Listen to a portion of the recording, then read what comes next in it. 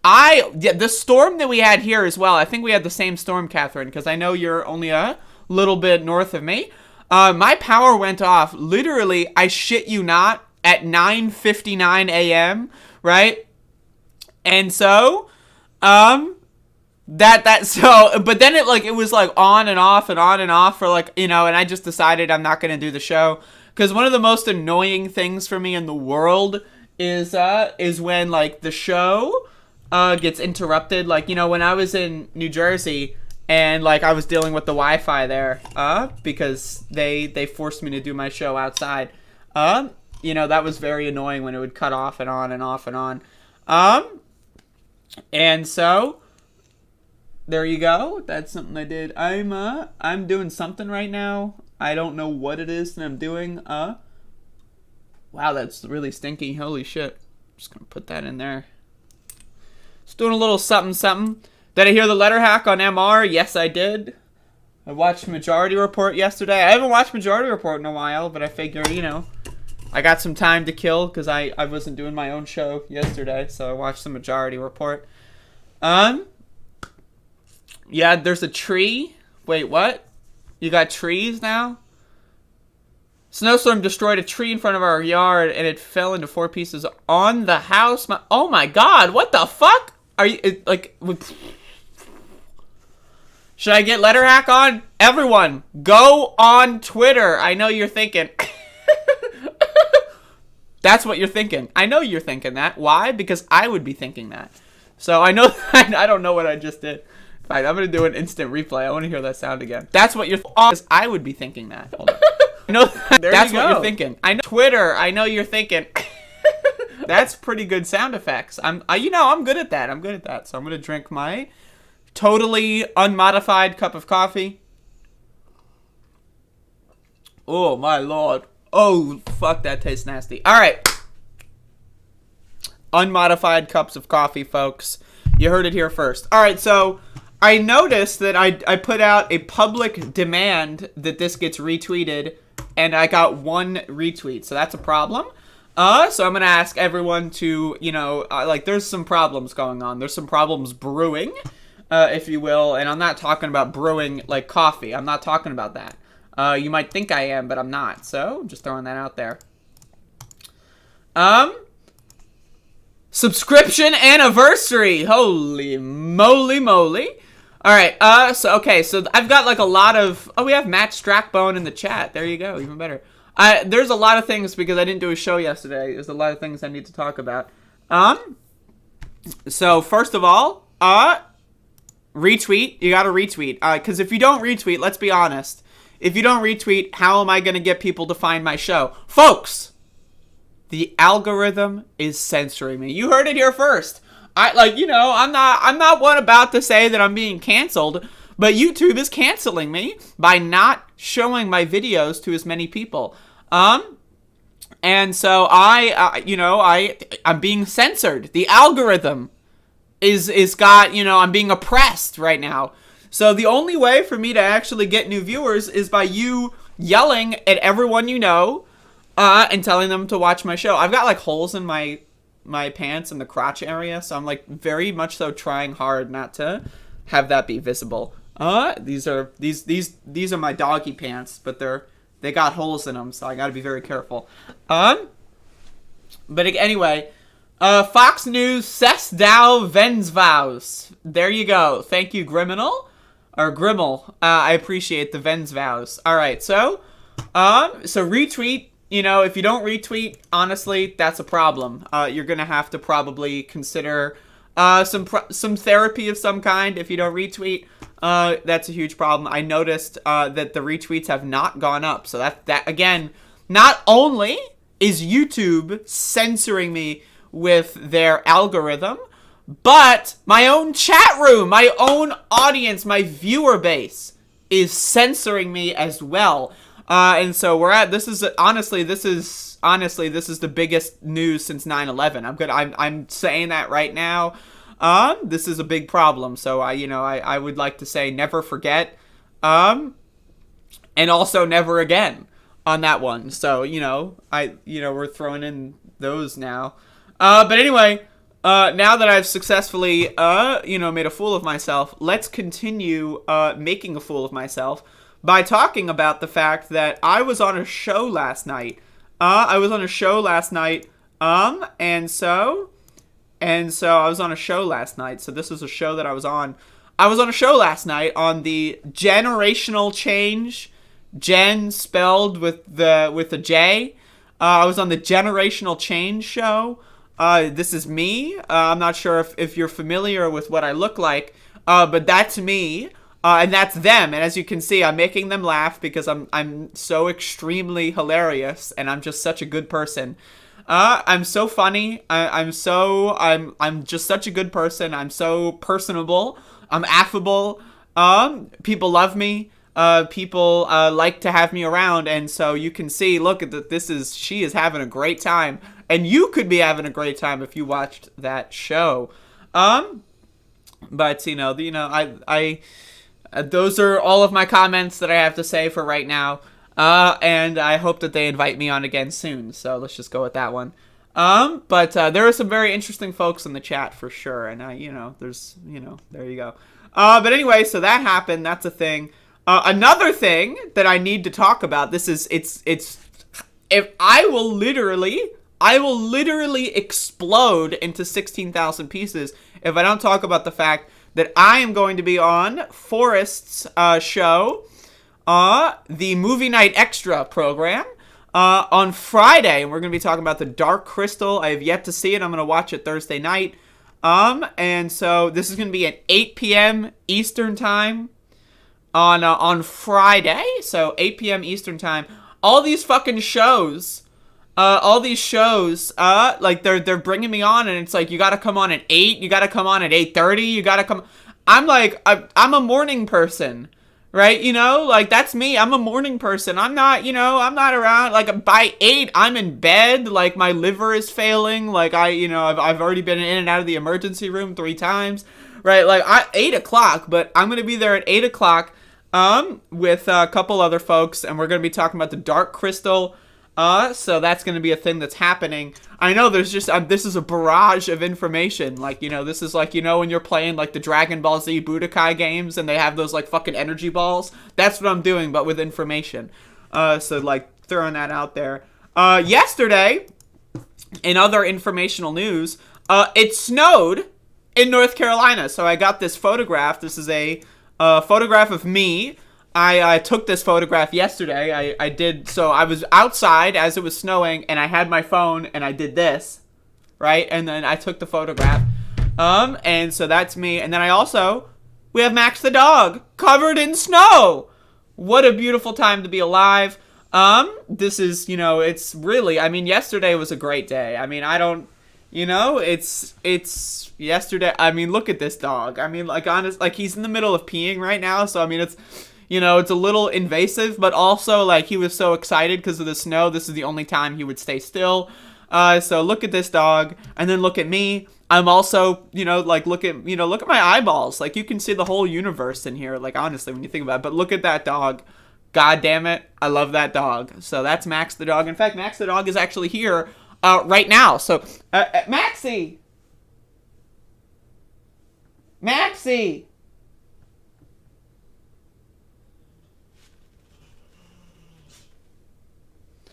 And that's Max the dog. So he's, he's dogging it up. You know how it is. I want to get into the first segment for today because, I respond to criticism on this show, folks. I respond to criticism on this show. I criticize other people, and therefore I also get criticized. And so a fan of mine, a very concerned fan of mine, left a comment on a video I made, and I want to discuss this. So again, I respond to criticism on the show. This is a show that responds to criticism. So I did a show a couple days ago, the last show, and we talked about Marjorie Taylor Greene getting censored by big tech. She got censored. And so I made fun of it because I thought it was really funny. And a very concerned fan of mine, someone who's very concerned, wrote some messages to me, and I told them that I would reply to them on the show. And then yesterday I had some power issues. But so again, I respond to criticism on this show. So let's get into this. So this is from Adrienne of Florine. So this is, again, the subject matter of Marjorie Taylor Greene getting censored by big tech. So let's read. Excuse me, but I'm a fan of yours. But this is not funny. I'm banned from YouTube right now. Can't post a video of Christmas or New Year's. Because I made a video saying I got scabies and had to take ivermectin after I tested negative for COVID. I'm not a Republican, but did follow Marjorie on Twitter because, I follow everyone whose name I hear, and she actually did share some cool stuff sometimes. So I just want to say, the idea that your channel gets banned because you talk about the actual use case of ivermectin and not conspiracy garbage, that's ridiculous. YouTube is silly on that one. But also, Marjorie posts some cool stuff sometimes. I'm going to be honest with you. I'm skeptical. On that one, I would like to see citations needed. If she's posted cool stuff, show me the cool stuff. I'd be very interested. But until that happens, I'm going to say I don't think so. But here we go. So this is where it gets good. You are mean and nasty to make fun of a female victim of online censorship and should apologize for this video, says the dreadlocked hippie YouTuber from California who is a member of the Green Party. So first of all, I would like to say mean and nasty. That reminds me of Courage the Cowardly Dog, the episode with the zombie who films a show called Mean and Nasty People. I've been watching some Courage the Cowardly Dog recently. I do like dogs, I like Courage, and I like cartoons. So I'm just saying, any reference to Courage the Cowardly Dog, not bad, right? But also a female victim of online censorship. So I have been censored. Many times I've been censored. I'm actually currently censored right now. The fact that I have 37 viewers and not every single person in the world watching me right now, that's censorship when you think about it. But also, Marjorie Taylor Greene is a sitting member of the U.S. House of Representatives. And that is a key difference here.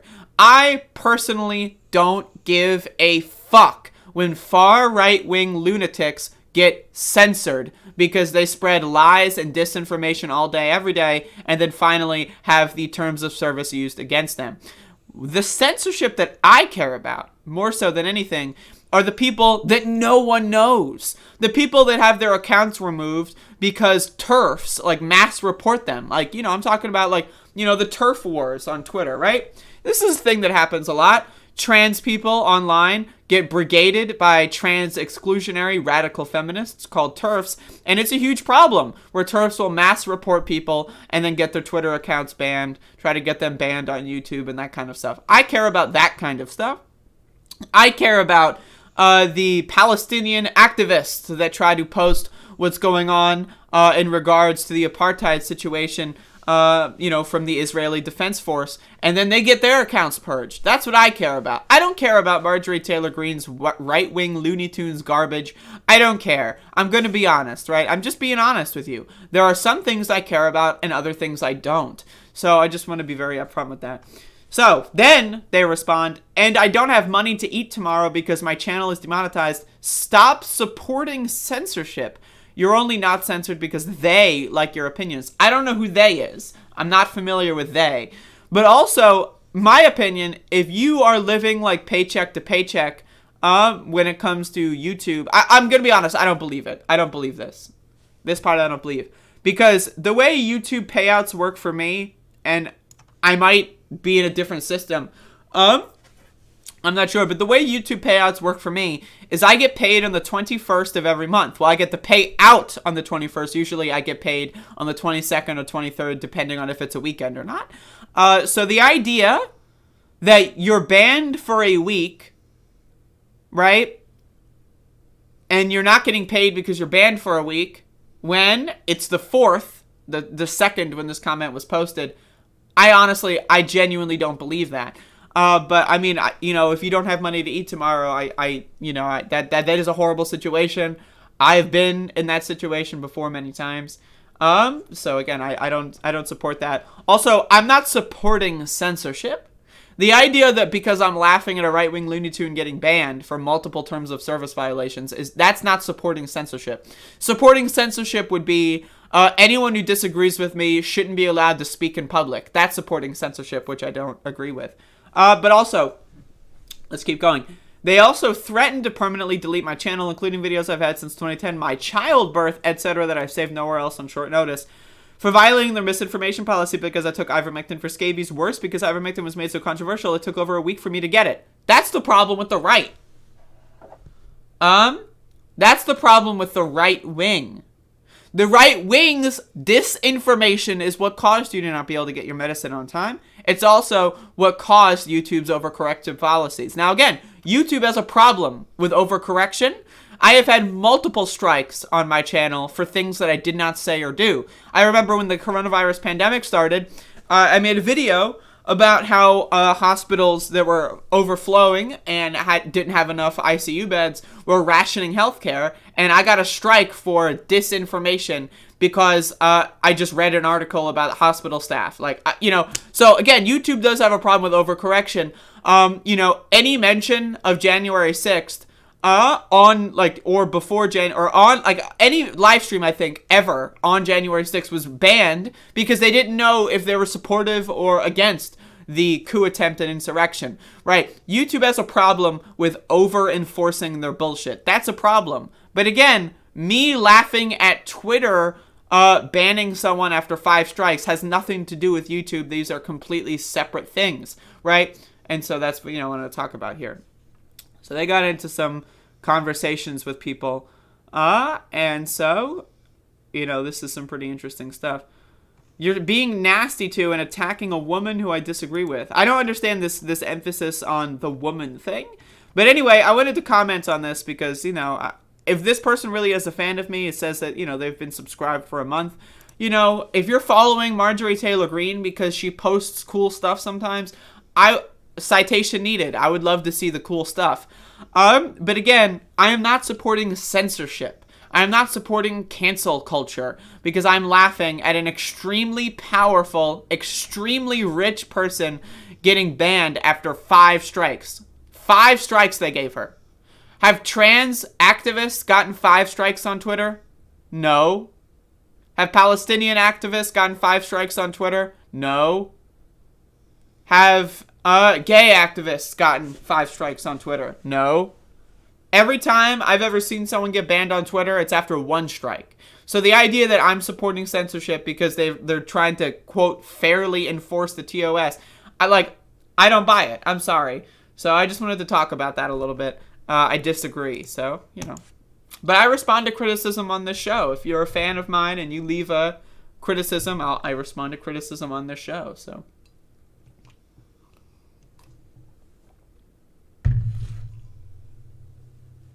Matt, you want to come on the show and discuss Colorado?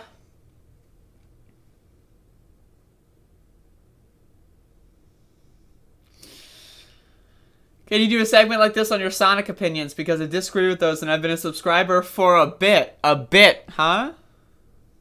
Alright. My opinion on Sonic?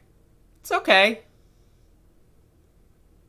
It's okay. I prefer Mega Man. There you go. Alright, so let's, we got a show here, folks. We got a fucking show. We got a goddamn. I've got 20 plus notifications on Twitter. Holy shit. It's happening. Folks, it's happening. I'm famous. This is true. I will say that this is a notification that I received on Twitter, and this is true. This is very true. You're a transphobe if you're not watching the show. That's true. That's actually very important information. So I'd like to say thank you, Brian, for that. Andrew Kohler, $5 super chat. I am so tired of the fallacy that anyone in a marginalized group is powerless and we can't criticize them. See Kendi, how to be an anti-racist 11. There you go. Thank you for the $5 super chat. Folks, it is January 4th, 2022. It's a new year, which means we'll see what tax bracket I end up in on this year. And so if you want to give me money on PayPal Patreon or Cash App as well. Super Chats, I only get 75% of, so if you give me $10 on a Super Chat, I get $7.50. Google gets the rest. If you give me that on PayPal, if you click Friends and Family, I consider you my friend. I consider y'all part of my family. Then I get 100%. And if, Patreon, I get like 97 or something percent. I'm in the old Patreon tier. I know they redid that, but I'm in the old tier.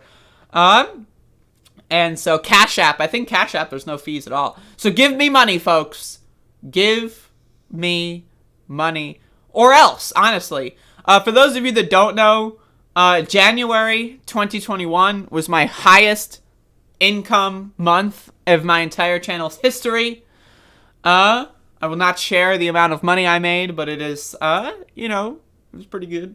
So I'm going to see if I can outdo that. Let's see if that's possible. 1 year later, have I lost my luster, or am I going to continue to make a lot of money? And so we'll see what we'll see what happens. So give me some money, folks. I appreciate it. I like money. I'm going to be using my money soon on some things.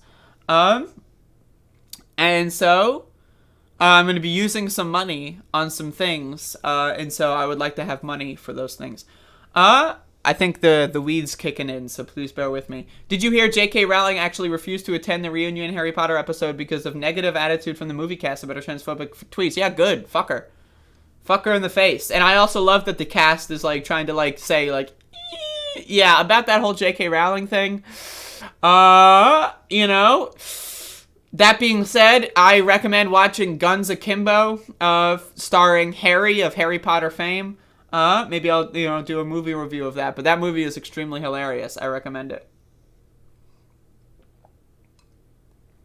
So, Harry Potter stars guy with guns stapled to his hands in Guns Akimbo. Anyway, so I've got 20 plus notifications on Twitter. So I'm scanning through these. What are people saying about me? So we have some rave reviews here, folks. Rave reviews. Arctic Blue Ocean says, very funny show. I agree. Thank you for that. The positive. In fact, you know what? I'm going to make that the quote for today. Very funny show. Exclamation point. So there you go. I'd like to say thank you all for the kind words. And that means a lot to me. I notice a lot of people are retweeting me, and that's good. That's an ideal scenario. And so I would like to say that's whoa. There's a lot going on. Some posts on twitter.com. Oh man, there's so many goddamn notifications I'm getting, these motherfuckers. I'm famous, folks. Let's just put it that way. I'm famous. Yeah, I'm famous. So what? I don't know what to tell you. But anyway, enough of that. Let's get rid of that. Okay, so folks, on this show, I talk a lot about the importance of fiber. Did you know that 95% of Americans do not reach the minimum of the daily recommended intake of fiber in their diets? What is fiber, you might ask? Because you're an American, probably, if you're watching the show. Fiber is basically the indigestible bits of vegetables and other such foods. They feed the gut biome inside of you, and it's healthy for you. It increases and strengthens your metabolic health. It's a staple of your diet, and if you don't eat enough fiber, chances are you're an American. But not only do Americans have a problem with fiber, but also Brazilians, and in this case, the leader of Brazil. So we have a situation here that was developing where the president of Brazil, Jair Bolsonaro, was urgently hospitalized earlier Monday morning for treatment of a probable, I don't know what that means, intestinal obstruction. Local media reported. He's not eating enough fiber. And so there's three reasons why I wanted to cover this on my show today. 1, fiber. 2, it's funny that he's in the hospital. And 3, folks, a lot of you might not know this, but I met this guy. This guy and I had an interaction once upon a time. That's right, folks. It's time for the story where I met Jair Bolsonaro. I didn't actually meet him or anything, but when I lived in Washington, I attended an anti-Bolsonaro demonstration when Bolsonaro was coming to the United States to meet with the CIA.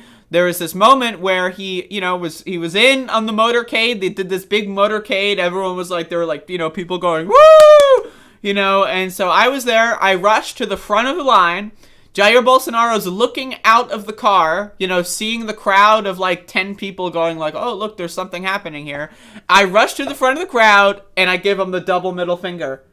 That's right, folks. And he saw the double middle finger. So I want everyone to know that's my Jair Bolsonaro story. I gave him the double middle finger and he saw it. He's aware that occurred.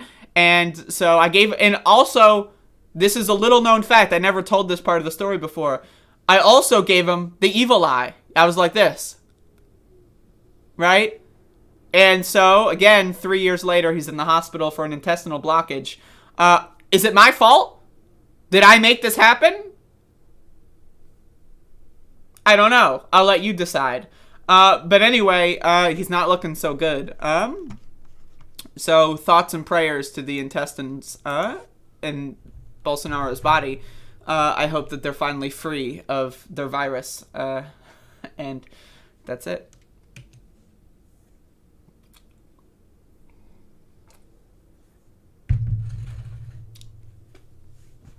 Folks, the weed's kicking in. Been brewing a new tincture, and it's kicking in. So that's what's happening. And so it's happening. I don't know what else to say. Except I do know what else to say. I know what else to say. Folks, meat. This is a pro meat stream, right?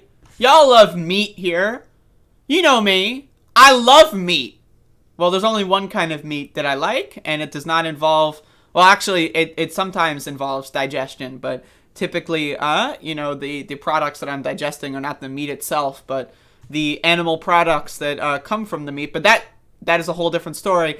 Anyway, so Joe Biden was talking about meat, and he was talking about capitalism.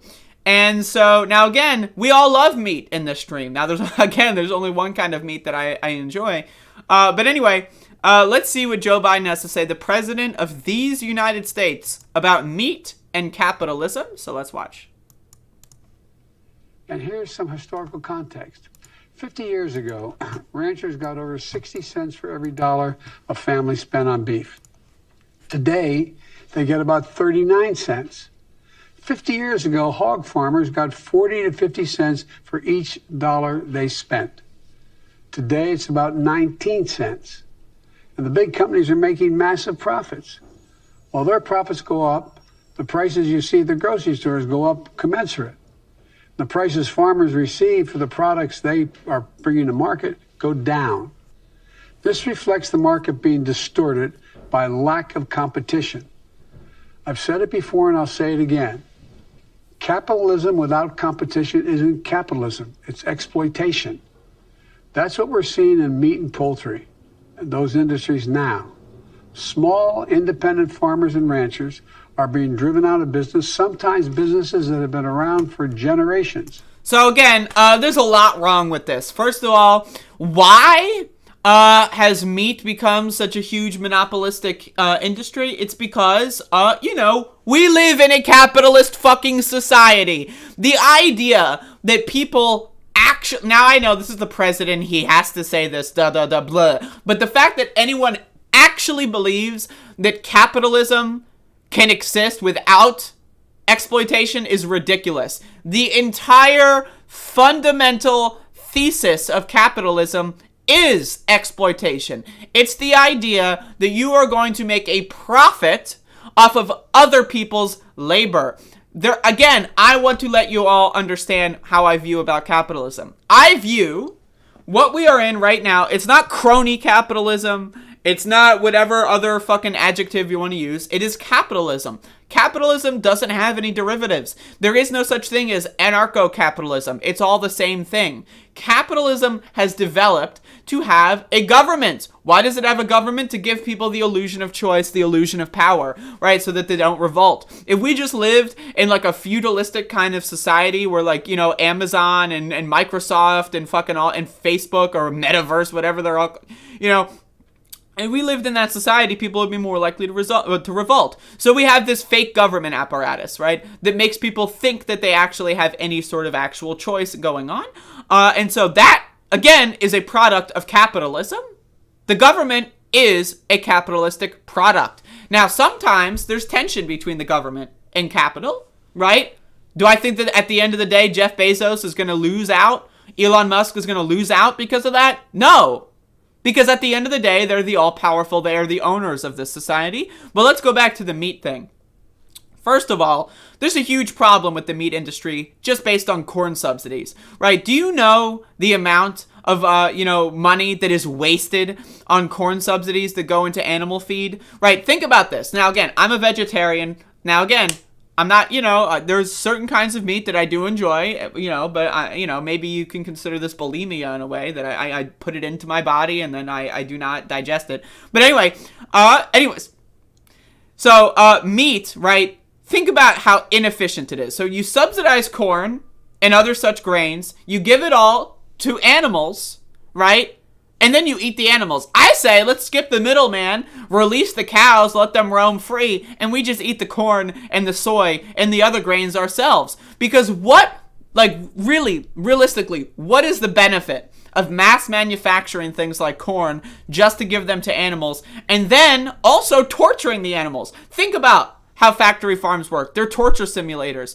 They literally grow animals in these small areas where they don't have room to turn around. They literally are in such a small confined space that they cannot turn around. The idea of like, oh, what's going on behind me is impossible for these animals. Now again, meat is an unnecessary thing. You do not need meat to live. I know you've been told you need meat to live, but you don't. Right? So it's just you don't need it. Right? Now, here's another factor. When Trump was president, what he did was he basically destroyed all the health guidelines for pork. This is another thing that I love talking about.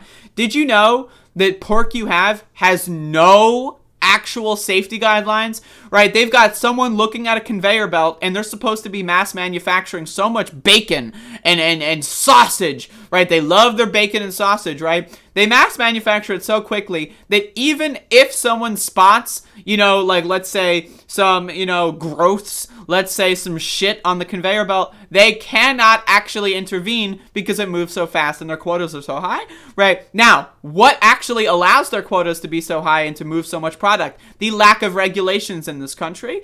Meat has so been far unregulated in this country that, like, if you look at Europe, if you look at New Zealand, if you look at Australia, right, they have meat. But if you are if they go to America, they will avoid meat, right? Now, there's this thing where you might have heard the UK actually broke off. You know that Bugs Bunny cartoon thing where they have the saw? Well, the UK actually broke off from Europe. They're free floating in the Atlantic Ocean now. And one of the things that they did since that occurred was they took and adopted some meat regulations from the United States. And a lot of people were very uncomfortable with that. Why?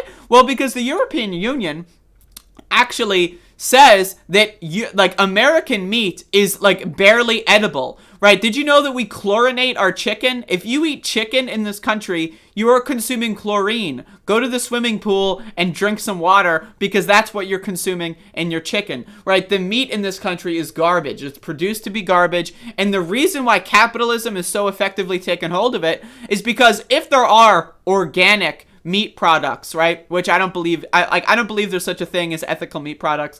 I think it's possibly, I'm willing to have a conversation if, an animal dies of natural causes or something without any possible intervention. I'm willing to have that conversation of should you let the animal decompose into the environment versus eat it? I'm willing to have that conversation, right? But anyone that's going to engage in ethical or attempt to engage in ethical or organic farming practices, they are going to get so far blown out of the water because of the lack of regulation of the meat industry. And that's what I want to bring full circle. The meat is poison. It's unhealthy. It's garbage. It's killing you.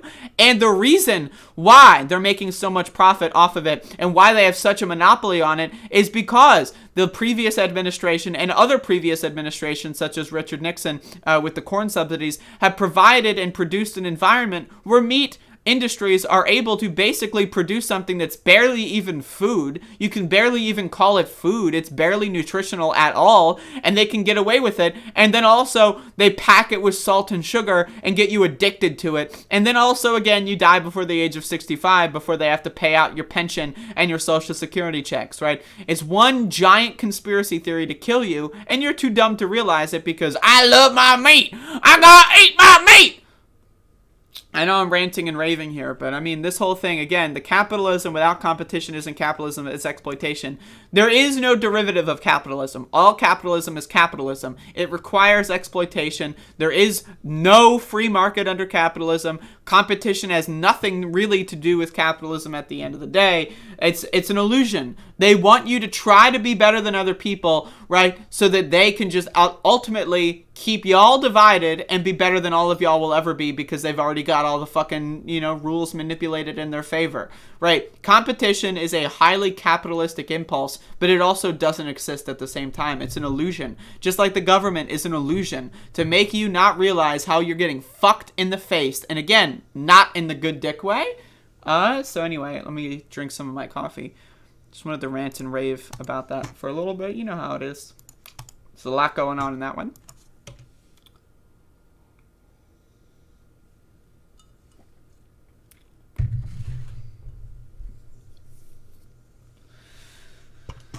So anyway,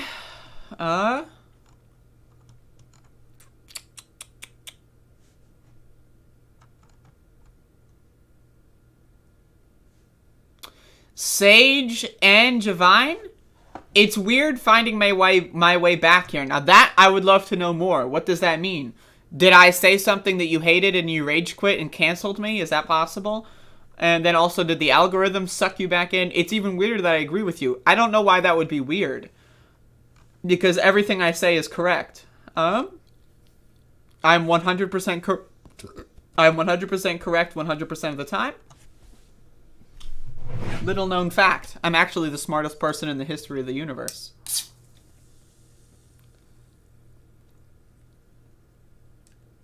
I just got seltzer all over me, folks. It's over.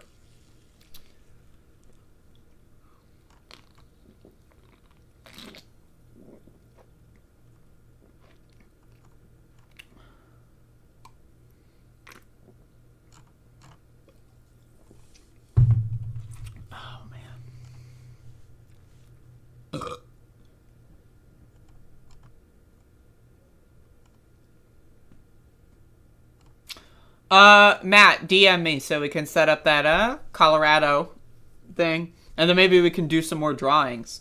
I don't know, did you see this, where I drew my first political cartoon? Hold on, I got seltzer on my hand, I don't want to... Did you see my first political cartoon, Matt? I've still only done one. But here it is, the first political cartoon. So we can do some more doodles when we talk about how Colorado's on fire. But anyway, DM me so that I remember, because I'm pretty high right now, so. I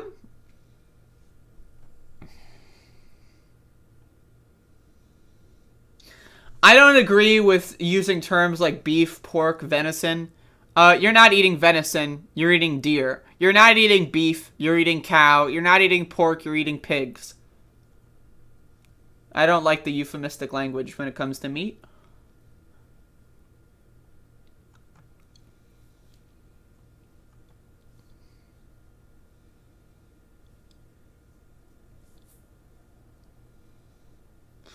Everything you say is correct, but you omit a lot of other correct things. That may be true. That's very true.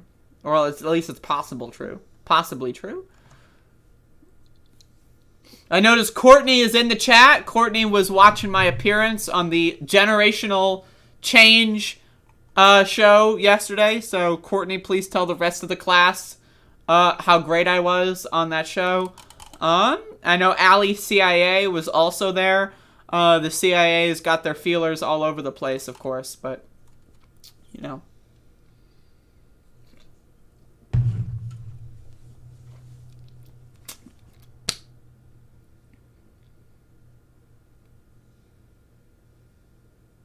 That is true, Chris. That is true. More people are here today because I'm famous. That's little known fact. Actually, I'm the most famous bitch in the history of bitches. You might even call me, I don't know. I couldn't think of anything funny in time, but retweet the show, folks. God damn it. Because if you don't, honestly, if you don't retweet the show, it's again, what, like I said before, it's transphobia, to be honest with you. So again, I've got some stuff I want to talk about today, so, you know, just fuck that. All right, let's talk. So folks, we've got a grown-up back in the office of mayor in New York City. And I love grown-ups. I'm a huge fan of grown-ups. So here we have the new mayor of New York City, Eric Adams, talking about the real problems that have plagued New York over the last amount of time. And that is the fundamental lack of swagger. Let's watch. When a mayor has swagger, the city has swagger. We've allowed people to beat us down so much that all we did was wallow in COVID. That's all we did. And we no longer believed. This is a city of swagger. This is a city of resiliency. And all of these messages out there of what is going to happen, what is going to happen, we're going to survive. Only the really, I hate to say this, but those with the lowest IQ. Okay, so I really I wanna do, like, you know, the line by line analysis here. So I gave you the full clip here. Now I want to watch it again, and I want to pause every 5 seconds to analyze the language here. Now again, folks, Americans are fucking stupid. They're fucking stupid, right? So imagine listening to this and you're all like, you got goosebumps, and you're like, oh, swagger, yes. So let's watch again. When a mayor has swagger, the city has swagger. So first of all, I'm going to be honest with you. Eric Adams, no swagger at all. The guy's a cop. He's a fucking cop. You think cops have swagger? Come on now, let's be honest, right? But then the idea that the mayor represents the city to such a degree, I that is just ridiculous. It's Looney Tunes. But okay, you know, let's be charitable. You know, he's trying to be cool and hip. You know, look at me. Look, you see that? That's a hip right there. That's Eric Adams, what he's attempting to do. But anyway, let's keep going. We've allowed people to beat us down so much. So my question here is, who are the people beating you down? How have they beat you down? And what is that language? Have they beat you down like the New York Police Department does to Black Lives Matter protesters? How, in what ways have us, quote unquote, I don't live in New York, but, you know, to people that live in New York, like, how have they been beat down, and who is beating them down? That all we did was wallow in COVID. Now, again, that's another one. All we did was, that's not true. That, I know a lot of people that live in New York City. They have sent me photographs of like outside in New York City. That is objectively untrue. That the only thing people did in the entirety of New York City was, quote, wallow in COVID. Now, again, folks, I covered this when there was this big New Year's Eve ball drop bullshit, where the entirety of the people that organized the event in Times Square said that masks are required. You look at all the photographs, you look at Eric Adams, you look at everything that they did, no one's wearing masks, so it's like, okay, masks are required, except they're not going to enforce that in any capacity, and so therefore they're not required. And now we're seeing giant case spikes all across the country, but especially in New York. Right, but again, this is the part where it gets a little bit psychopathic. Let's keep watching. That's all we did. And we no longer believed. This is a city of swagger. So, okay, that's all we did was wallow in COVID, and now we don't believe anymore? Believe what? The sentence just ends there, and then he goes back to the swagger thing, like he's fucking, like, I don't know, like, what are you, fucking Pidgeotto or some shit? Who the fuck is using swagger? Like, come on now. But anyway, like, you don't believe in what? COVID? You don't believe in wallowing in COVID? What do those things mean? What does that mean? What does that mean? It doesn't mean anything. This is a city of resiliency. Resiliency, okay. What does that mean? Resiliency. Oh, I'm resilient. To what? What does that mean? And all of these messages out there of what is going to happen, what is going to happen, we're going to survive. Survive? Survive? What does that mean you're going to survive? What does that mean you're going to fucking survive? Like, I don't, like, what is... Like, you know the guy, like, the historically tracked, like, worst, most gruesome death in world history was some dude in, like, Japan who got, like, radiation, right? But then they, like, kept him alive, like, past his, like, you know, he wanted to, like, get killed, right? Because his body was literally falling apart. His skin was melting off from radiation exposure. But they kept him alive against his will in, like, a medical facility and performed experiments on him. He was surviving. He was surviving. What does that mean? That's your bar of success? Survival? What? What? People that have permanent neurological disorders because of long COVID, well, at least they're alive. What? What? This is like when Joe Biden's response to police violence was like, we need to train cops not to shoot in the back, but to shoot in the leg. What? What? What does that mean you're surviving? What the fuck? Surviving is not, like, that's not a metric for success. Like, if there's, like, a giant nuclear fucking, like, a apocalypse, right? Or, like, if aliens come and try to kill everyone and you're, like, in a cave somewhere, like in The Descent, and you're hanging on, then maybe survival is a metric of success. But we are in the 21st century. We are in modern society. Survival is not a metric for success. The idea that the new New York City mayor is just giving up on COVID, he literally alludes to the fact that he doesn't even believe in it in this statement, and then he says whoops and then goes back to the swagger bullshit like he's a fucking goddamn Starly or something, right? But again, like this whole idea that I'm resilient. What is I'm surviving because of my resiliency.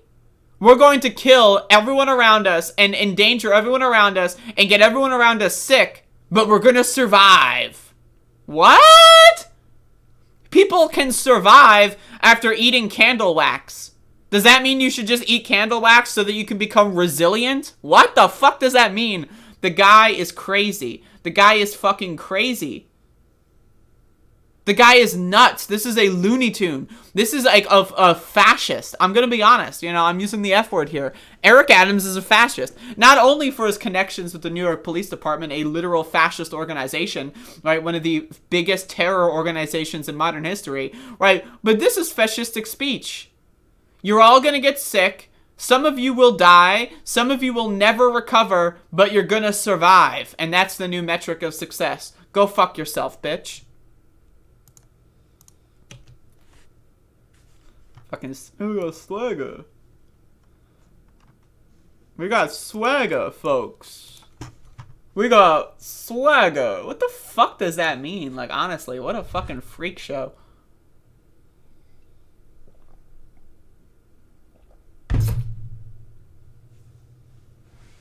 What a freak show. Speaking of freak shows, here we have new New York City Mayor Eric Adams, I know, 2 in one day, talking about how we're going to solve the homeless problem. So again, I just played this clip here where Eric Adams was saying that New York City is going to survive. Well, one way of survival would be solving the homelessness problem.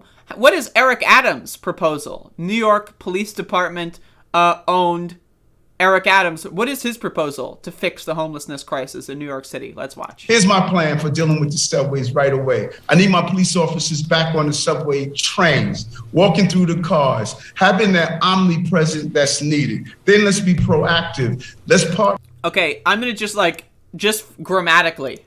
Walking through the cars, having that omnipresence that's needed.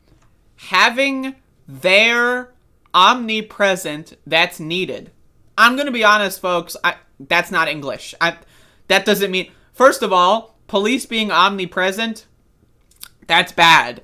But having their omnipresent that's needed, I'm sorry, that doesn't mean anything. Like, 1, the notion that police need to be omnipresent. 2, the idea that you can have omnipresent. 3, what the fuck? But again, it's going to get worse. Then let's be proactive. Let's partner our police officers with mental health professionals. Let's train. Okay, so we're going to have more police, but then every police is going to have like a little buddy who's a mental health professional walking around with them. Okay. All right, I'm listening. The clerks and other TA employees to identify a person that's on the station or in the station that's acting irrationally. Okay, so we're going to have police having their omnipresent that's needed, having mental health professionals searching for people acting irrationally. Okay.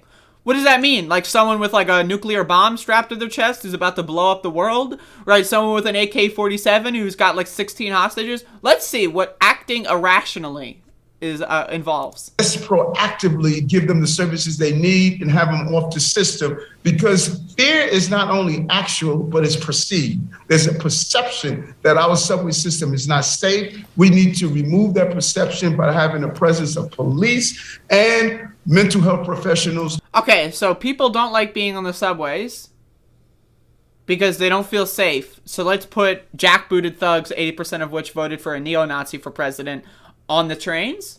All right. To make sure those who are on the services are getting the system that they need. There is no dignity in living on the train, sleeping on the train, or doing violent acts on the train station or on the train car. We're going to turn that around. That's the part at the end.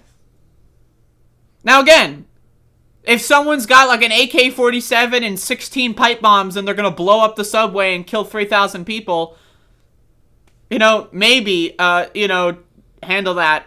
But, like, the idea that, like, again, there is no, like, notice this last phrase. In living on the train, sleeping on the train, or doing violent acts on the train. The idea that those 3 things are identical. Like, the whole thing is, like, we need more cops to prevent violence in the subways. The subways, they're so violent. They're filled with so much violence.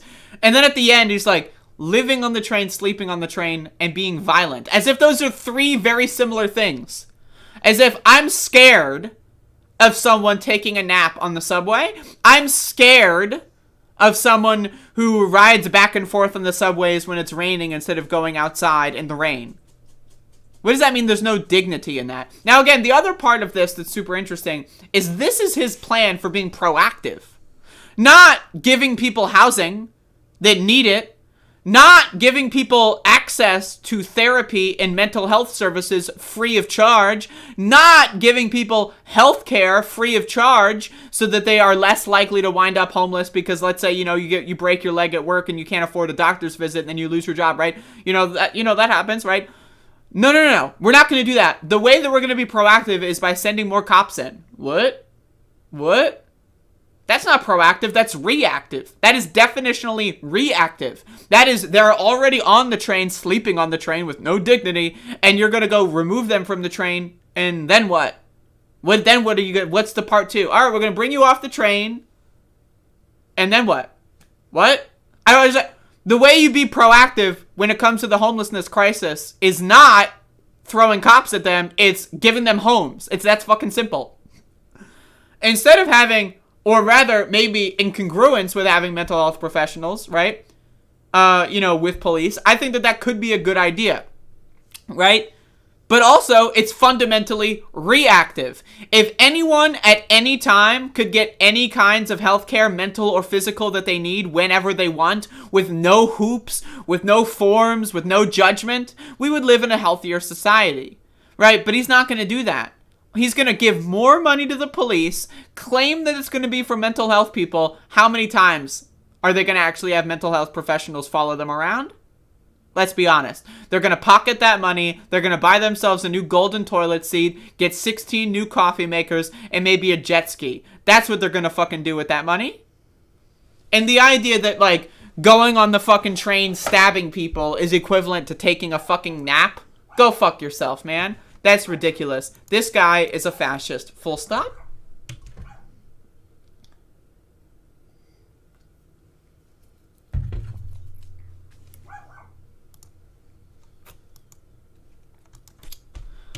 folks, I want to talk a little bit about how the United States government is handling the Omicron surge. So let's look at Worldometer. For those of you that don't know, it's Worldometer, right? It's a website. It exists. Let's look at the daily cases graph. So we have a situation here where, look at this. Check this out. So here's the daily cases going on with the Omicron surge. Now I want to remind everyone, last winter was a dark winter, according to the CDC, according to Joe Biden. That was a dark winter. So we are now at an average of around double, anywhere from like 1.5 to 2x to 2.5x the amount of cases that we had at the peak of the dark winter. Right? Now, again, deaths are a lagging indicator. So we're seeing the deaths here skyrocketed. Now again, we're in a post-vaccine world, right? Can you imagine that only like 100, only 300 people died like in July of 2021 per day? That's crazy to think about, right? But again, we're seeing these lagging indicators here. Like the deaths are starting to trending back upward again, right? So again, people get COVID, they get hospitalized, they die a couple weeks later, right? So we're seeing this giant spike that started about a week ago, right? And now, again, we're seeing the deaths start to trend upward. Now, again, the White House said that that's a success. Deaths are, like, people are not, getting COVID and dying instantly. That's a win in the case of the federal government. But I want to talk a little bit about what Dr. Fauci is saying. Dr. Fauci is hopeful. Dr. Fauci was on television telling everyone to go to work. Oh, you're sick? Go to work. You have a fever? Go to work. You don't have any masks because, they cost money and your employer won't provide them? Go to work. That's what Fauci was telling everyone. Gotta work. Gotta work. And now that the Omicron surge is honestly, it's breathtaking what's happening here. Now, a week later, let's see what Fauci has to say. Finally, sir, what's the best piece of news you can give us to start 2022? Well, the best piece of news, George, is that if we continue, and I hope that people who are now seeing the devastating effects that this virus has done on us with an Omicron surge, that we get more people vaccinated to the point that when Omicron comes down to a low level, we keep it down at a low level enough that it doesn't disrupt our society, our economy, our way of life. That's what I'm hoping for. I hope that as we get into February and March and such, that we will be at that level of control. That's not a prediction, George, because it's dangerous to predict. I'm just telling you what I hope we can do because I believe we can do it if we do all the things available for us. Again, get vaccinated if you're not. Now, this is the thing. This is the thing I want to focus on. This is to put a pin in this key phrase. If we do all the things available for us. Okay, so there's a lot wrong with this. The CDC, the week of Christmas, cut their isolation guidelines and told everyone, even if you're still sick, go to work, go to work, go to work, go to work, go to work. You're sick, go to work. You're not sick, well, go to work, get sick, go to work because your coworkers are sick and they're going to get you sick. Then you got to go to work, go to work, go to work, go to work. That was the CDC's official guidelines. And Fauci was on television telling us that you got to go to work. You got to, our way of life. If you don't go to work at Wendy's, our way of life will be destroyed. That's Dr. Fauci's opinion.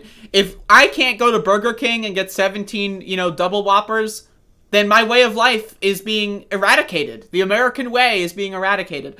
That is that fucking garbage. Now again, the idea that this surge is going to teach anyone a lesson. Did the Delta surge teach anyone a lesson? Did the dark winter from last year teach anyone a lesson? No. The idea that people are going to now decide to get vaccinated all of a sudden, right, is ludicrous. The people that are vaccinated and are getting vaccinated and have gotten vaccinated are, in my opinion, that's it. There's around the 40% of the country that just doesn't give a fuck. They don't give a shit. Now, also factor in that getting vaccinated, it takes 2 weeks-ish for the vaccine to reach, peak efficiency, right? So let's say someone sees, oh, Omicron surge, they get vaccinated. They're not going to be a peak protection for at least 2 weeks. Let's assume they weren't even vaccinated at all, and this is their first dose, right? So again, the whole way that the vaccine is set out to work is incongruent with this plan here. People are going to see a surge and then get vaccinated, but the vaccine takes 2 weeks to take effect, right? Now, again, I'm telling you to get vaccinated. You should have gotten vaccinated in fucking April. I got vaccinated on day 1. I got my booster shot a couple weeks ago. I'm good, right? But again, not everyone does that, right? So, and the idea that they're just, and also this, I really just want to focus on this part. We can do it if we do all the things available for us. The idea that he's trying to cast just like, get vaccinated or don't.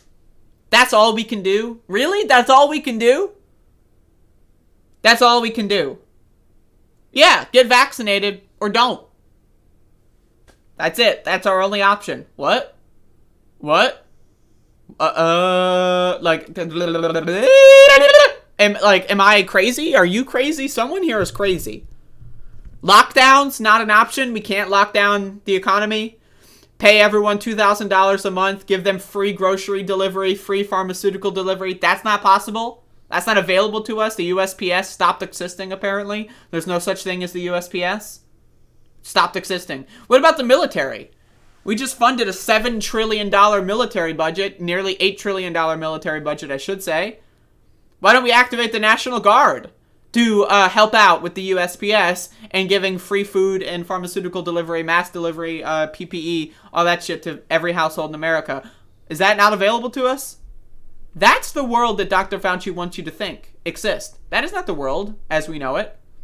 There are things like the National Guard that could be activated. There is the USPS. The USPS has existed actually for a couple hundred years. It's actually everyone around the world knows about the USPS. But now we're in a pandemic. Everyone wants you to forget about the USPS. They want to forget that there is a literal, we have zip codes. We're not starting from scratch. We have zip codes. We have street addresses.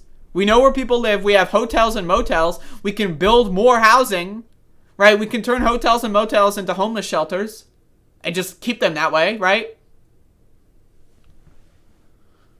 But he wants you to pretend that we can't hope for anything better. The only thing you can hope for is to get vaccinated. Or don't. Is for your coworker to get vaccinated or not. For your family member to get vaccinated or whatever. That's the best idea that they have. We need vaccine mandates. In my opinion, I know this is controversial for some people. In my opinion, if you are able to be vaccinated, right? You are not immunocompromised to the degree where your body would reject the vaccine. If you are able to be vaccinated and you want to participate in society, I want you to be strapped down and have, I believe in forced vaccinations. I do. And I say that genuinely. Now, again, I also think, let's give you an option. The option shouldn't be not get vaccinated and continue to participate in society. The option should be, you ever play Minecraft and you do the challenge where you start on an island with one tree? That's the other option. I want to make a reality TV show, right? Send you to the woods somewhere, build a giant fence around a fucking nature reserve, right? Send you to the woods and have fun. You don't belong in society. If you are not going to do your part to be a member of society, then get the fuck out. If you want to go live in the woods, we'll give you an axe, we'll give you some wood, and we'll give you one, starter chest. It's got a torch and it's got some coal in it, right? If you want to not be a member of society, go for it, Jack. It should be an option. But the idea that you can walk around in the grocery store with no mask on without a vaccine and carry a virus and spread it to people, that to me is ridiculous. Go fuck yourself. And if you want to be a member of society and you don't want to get vaccinated, all right, I'll strap you the fuck down and inject that shit inside of you. That's my opinion. I believe in forced vaccinations. I believe in any means necessary. If you want to be a participant in society, you must get vaccinated against this virus and disease. Because people that cannot get vaccinated, that want to go outside, that haven't been outside in 2.5 years, they don't deserve to go through this bullshit because you're a selfish fucking ass. Right? Oh, bodily autonomy, bodily autonomy. I say while going to Wendy's and not reading food labels. Okay, bodily autonomy. Okay, whatever. Is getting lead out of gasoline fucking with our bodily autonomy? Is getting asbestos out of our schools fucking with our bodily autonomy? Huh? Does anyone actually think that? No, because they're not fucking stupid. Actually, they are fucking stupid, and that's what the anti-vax morons are doing. But again, Fauci wants you to believe the government is powerless. They're powerless. They have no power at all. They cannot enforce a mandate. They cannot do anything. They cannot give you stimulus checks. All you have to do in this time of crisis is go to work. There's the end of the world happening, and people still have to go to work.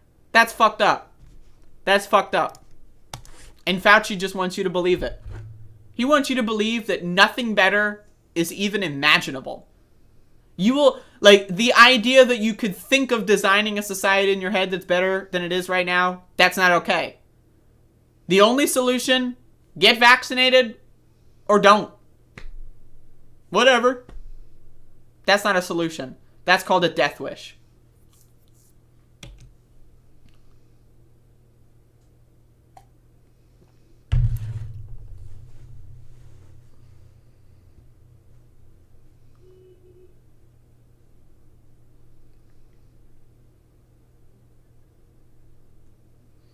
So I want to talk about another thing about this as well. This is a segue into another thing that I was looking into this morning. So Jackson Hinkle, someone whom I previously had a conversation with, did a 6-hour force the vote, memorial stream. I don't really know what it is. All I know is Jackson Hinkle's previous opinion on Force the Vote. Force the Vote, sure, was a failure. So I was watching a little bit of this, and someone requested that, I talk about it, so I got a couple of clips from what I saw. But this one was the most fascinating. Now, again, people have rightfully pointed out that over the course of the last year, almost 1-to-1, almost every single Force the Vote dumb fuck that we were laughing at last year became an anti-vaxxer, right? Isn't it interesting that, again, Jimmy Dore, anti-vaxxer, Jackson Hinkle, anti-vaxxer, COVID Couch, anti-vaxxer, right? And this is a clip, really, that, in my opinion, is fascinating, and I want to talk about this. So here is a clip where the COVID Couch crew, Yo Pasta and Fiorella Isabel, this is a great freeze frame, by the way, you know she's about to say something very intelligent, as well as Jackson Hinkle, say that requiring vaccination is basically like Nazi Germany and the Jim Crow South. Let's watch. Aren't forced vaccinations a little bit more, along the lines of Nazi than people saying, hey, maybe we shouldn't do that. Maybe we shouldn't segregate.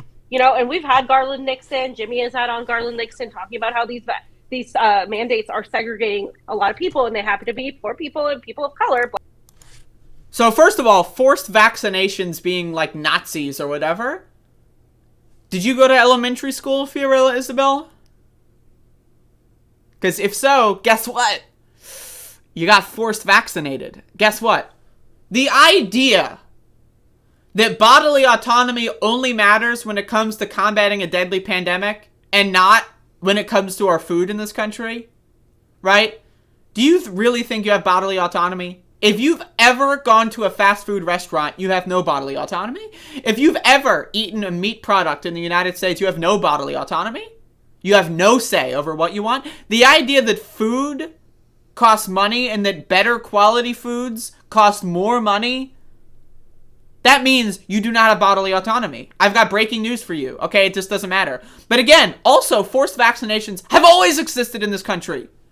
Guess what? Little known fact. George Washington, when fighting the Revolutionary War, forced vaccinations on his soldiers. We wouldn't be in this godforsaken mess if George Washington didn't agree with forced vaccinations. Right? So again, this whole thing is fucking stupid. It's ridiculous. But it's going to get a lot worse. It's going to get a lot worse, okay? And that's the thing here, is the idea that mandating a vaccine is like segregation in the Jim Crow South is just so ridiculous. And the idea that like poor and people of color are just so like, they're just vaccine hesitant, man. They're just vaccine hesitant, bro. As if that's like a logical position. Oh, well, they're poor. They're hesitant to take a vaccine, and they're poor, so therefore you can't criticize them. Oh, they're black. And so when they spew anti-vax garbage and try to get their friends and family killed, you can't criticize them because they're black. What is this? Seriously, I have a genuine question. If a black person is anti-vax, guess what? They're a fucking moron. They're a ludicrous, psychopathic dipshit. If a poor person is anti-vax, guess what? They're a fucking idiot. I don't give a shit. Okay? And it's not segregation in Jim Crow Nazi Germany to suggest people get vaccinated against a deadly fucking disease. Mandates are segregating a lot of people, and they happen to be poor people and people of color. Black people have been hesitant too in great populations, and I'm not trying to speak on the behalf. I'm after talking to many of them. And also, the idea that black people are a monolith. I know plenty of black people that are not anti-vax Looney Tunes. I know plenty of black people that know how to fucking wash their hands and take a shower. So the idea that because there's a couple Looney Tunes in the black community that means they're a monolith. Oh, I know black people that are... You can say that about anything. I know poor people that believe that the earth is flat. So, you know, poor people just, you know, who am I to criticize them? They're poor. I know black people that believe the moon landing was fake. Who am I to criticize them? That, you know... What? This has nothing to do with that. I'm sorry. This is such a bizarre fucking grift. And this is such a bizarre, like, perversion of reality and terms and history that it blows my fucking mind. It blows my fucking mind, folks. It really does. I'm not trying to speak on the behalf. I'm after talking to many of them and having Garland on, like, and looking at the videos in New York of people who are, you know, were Black Lives Matter activists saying, hey, these mandates are, they're like using the new Jim Crow to segregate us. It's like, well, why aren't you guys?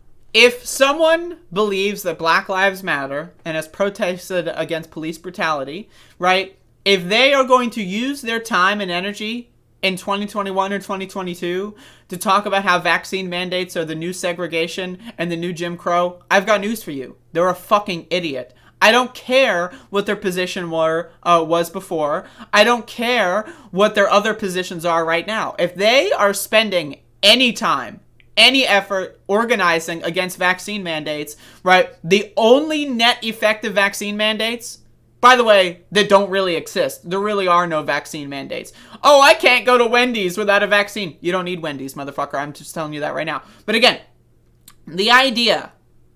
right? That is the new... How about this? Get vaccinated. Maybe, think about it. I don't know. Maybe stop the pandemic. Maybe do your part to end the pandemic. Now, again, I do believe in forced vaccinations. If someone doesn't want to participate in society, okay. Send them to a nature reserve. Send them off to an island somewhere. Have them live alone by themselves. Send them to Alaska somewhere. That's fine. Let them live by themselves. No society. That means you don't get access to the grid. You get no electricity. You don't get access to water, right? You have to get it yourself. You don't get access to food. If you don't want to be a member of society, that's great. Go live on an island. Go live in Alaska. Go live in the woods. That's fine. But if you want to be a member of society, guess what? If you went to elementary school, you got forced vaccines on you. So as a member of society, we need to do our part to end the pandemic. Now, again, I agree. If you want to be a member of society, that you should be strapped down, like tie you into a chair, knock you out, and force vaccinate. I agree with that. If someone is such a fucking moron and they're walking around without clothes on and they haven't taken a shower in 6 years, you know what I would want to do? You know what I would want to do? I would want to mandate that they put some clothes on and take a fucking shower. That's not racist to suggest. And because someone is black and has a bad opinion, that doesn't mean that the bad opinion automatically carries some mystical weight. I'm sorry. If someone is poor and a fucking idiot, that doesn't mean that, oh, well, they're poor and so blah, blah, blah. I'm sorry. If you're poor and you think 2 + 2 = 38, you're a fucking moron. But let's keep going. Guys, like, talking about that. And it's a lot of people who are elitist who like work from home and, you know, like Walker, and they have no friends and they have a laptop and they just want to... Anyone that supports vaccination in this country is elitist, has no friends, and works on a laptop. What? What? I don't even know what that means. Stay at home because it's better for them. They don't have to go out. They don't have to do anything. But who are you making rich then? the big corporations, Uber, like the food delivery services, those are gigantic corporations where poor people go and work for them, but they're not getting any of the benefit. You know, this is like one of the most, like, they really, like, again, they turn forced vaccinations, our Nazi Germany, Jim Crow segregation, into you're not a real socialist if you support them because then DoorDash is going to make more money? What? And then Jackson Ankle's like, yeah, wow, yeah, wow. But he's going to give us a big brain take very soon here. But again, you know who else is profiting from the lack of vaccine mandates? Big Pharma. You want to know why? Pfizer and Moderna are profiting big time. Johnson & Johnson love it. Why? Because of global vaccine apartheid, right? More than half of this entire Earth's population does not have access to the vaccine, and they desperately want it, right? A lot of African countries and South American countries are not going to get access to the vaccine, mass producing it, until 2023. Why? Because they have to reverse engineer them because of vaccine patents. So instead of providing the vaccine for everyone, right, getting everyone vaccinated and ending the pandemic as soon as possible, these companies are raking in the money from vaccine apartheid because everyone needs to go to Moderna to get the vaccine. They're not going to give the blueprints out so anyone can make their own vaccine and help end the pandemic. No. They want to get the money. They got government-funded vaccine production, and now they want to rake in all the profits. That is who is profiting off of the lack of vaccine mandates across this world. The idea that DoorDash might make a little extra money because of food delivery, first of all, why don't we just government subsidy? Why don't we use government subsidy to do that? Like, this is all ludicrous garbage. It's nonsense. But again, it's going to get a lot worse. So you're just making those people richer, Jeff Bezos, Amazon, when you have these lockdowns. You're not helping small business. There are no lockdowns. The idea, like, this is like a Mandela effect. I believe in the Mandela effect now. You know, like Bernstein Bears, right? You know about the Mandela effect? Okay, I believe in the Mandela effect. Throughout this entire pandemic so far, I've lived in North Carolina. There's been no lockdown. None at all. 0 lockdowns, right? The idea that people think that we're under the specter of lockdown at all times. Schools are in session. Schools are open right now. There are school buses going around my town picking up kids and sending them into fucking, small, poorly ventilated areas, right? The idea that we've ever had a lockdown in this country, maybe they got transported from a different universe where that happened. I don't know. There was no lockdown. In my version of the universe, where I live, in this country, in this time, in whatever version of the many worlds theory, right, that I'm currently inhabiting, there was no lockdown. But in these people's minds, we were locked down, and then now we're in the semi-lockdown, right? It's like, what the fuck are you talking about? What are you talking about? Businesses, and I guess it's not cool to care about small businesses. But again, okay, so if you support lockdowns, that means you don't care about small businesses. Well, what is a lockdown? That is a government policy, right? So if we're advocating for government policy, why not advocate to subsidize these small businesses? Why not advocate to make it so that they don't need to pay their rent and utility bills when there's a lockdown? No one's going into the store. Why do you need to pay rent on your property? Why do you need to pay property tax on that property when it's locked down? No one's going there, right? So we can use government subsidies, right, to our benefit instead of giving them to these major corporations. We can also tax and scrape back profits and profiting off of the pandemic, right? If we're advocating for public policy, then we can advocate for these things as well, right? The idea that if you are in favor of ending the pandemic, that you hate small business, that's completely manufactured. It's a made-up Looney Tune thing. And again, they're tying this into Nazi Germany, Jim Crow South, and segregation. What? If you support ending the pandemic, you're basically a Nazi. You're a serial racist, right? You support segregation. You support the Jim Crow. You hate small businesses. What? And then Jackson Hinkle. It's going to get good. You're a leftist, but for me, like, I see a huge difference between a mom and pop business. Oh yeah. And 100%. Amazon or Kmart or They literally want you to think that if you want to end the pandemic, that you think Amazon and your local fucking celery store down the street are the same. That if you support ending the pandemic, you basically think Tesla and the fucking, card shop down the street that's owned by like 2 people, that they're the same. That small business and fucking Facebook are the same. What? And what does that fucking have to do with ending the pandemic? What does that have to do with segregation? But they spin together these conspiracies. But again, it's getting good here. Walmart. Like, there's a huge difference between people having a small business and trying to like not be their own boss and trying to work for themselves. No one disagrees. And then somebody who works at a corporation. It doesn't make you any more radical to be anti all business. No, in Jackson Hinkle's world now, his brain, the expanding galaxy brain meme, he's like, oh my god, it's true. It's true. The boutique left, they hate small businesses. But also, all business are the same, and supporting, ending the pandemic means that, you hate small businesses and think that because you hate business or whatever. Like, what? Like, literally, none of this makes any sense at all. You know what it is? It's people that have, like, found...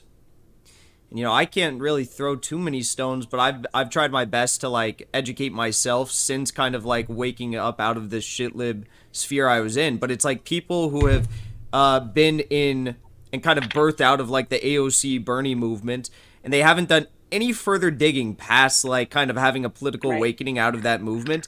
And they think these things. They think that, like, oh, socialism... Bernie supporters and AOC fans literally think that, like, equals no more, like, small businesses or... No one thinks that!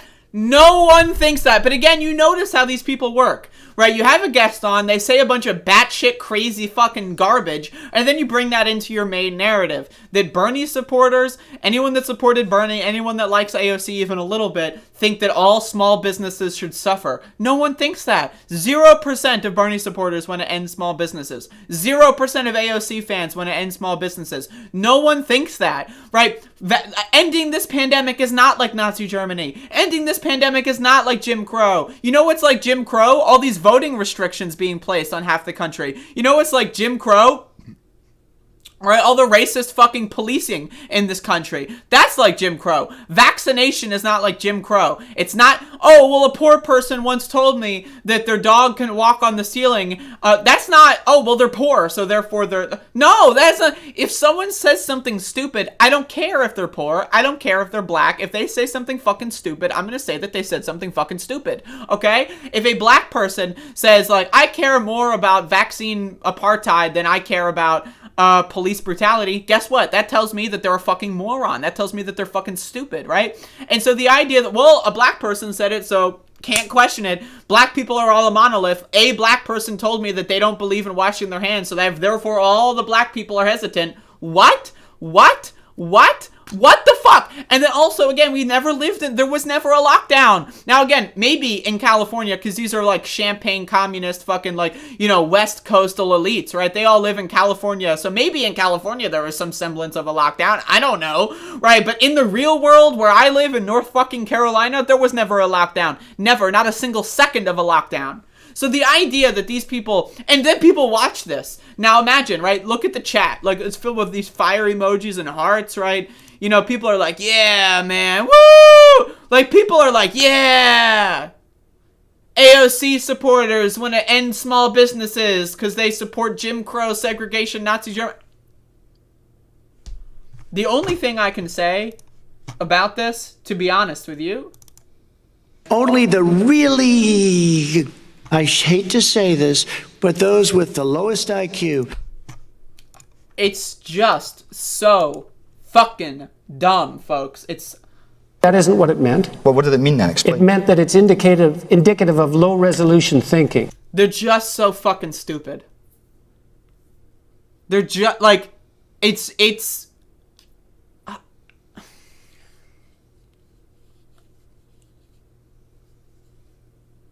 And if Jackson watches my little video here and you want to have another debate about vaccine mandates, anytime, brother, let's do it. I'm down. Because this whole fucking anti-mandate garbage is fucking ludicrous. As if mandates are happening. Right? Like, that's... It's fantasy. These people they're steeped in fantasy. They are steeped in fantasy. A black person said something, so therefore all black people think this. A poor person said something, therefore this is the opinion of the poors.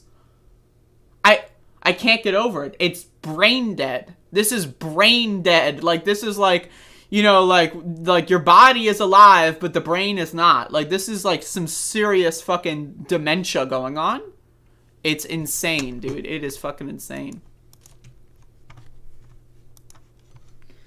But I posted some other of these clips on Twitter as well this morning, because some people sent me these clips, or sent me like the show and said that I should respond to it. And so I got a couple of things here. But like, you know, there's a little clip thread here, but do I want to talk? Fuck it. Let's do it. Why not? Like, we're already in the zone. We're already in the zone. So I've got a couple more clips of this, like, Force the Vote 1 year anniversary stream with Jackson Hinkle and various weirdos.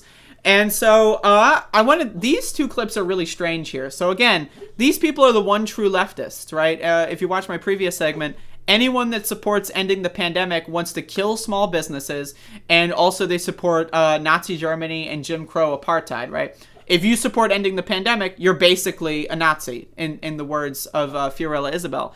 But also, one other thing about these kinds of weird, like, weirdos, they're weirdos, they're these super leftists, right, is that they really don't like gay and trans people. They really don't like wokism. Whatever the fuck wokism even means. I would love to ask, if someone can ask Jackson Hinkle or any of these people what wokism means, I would love to hear the answer. But I've got a clip here with the COVID couch and with Socialist MMA, and they've got some really bizarre opinions on wokism and the boutique left and culture issues. Yeah, it's meat and potato issues is what you need, you know, and like that's why well, yesterday I put out a message on Twitter. I said, like, wokeism is the new neoconservatism, and it really is if you think about it, because like let's take a look back at the past year. You guys just listed so much of what the squad is doing and terrible things that they're doing, but they're always cloaking it in this woke brand. It's the weaponization of identity politics. What does that mean?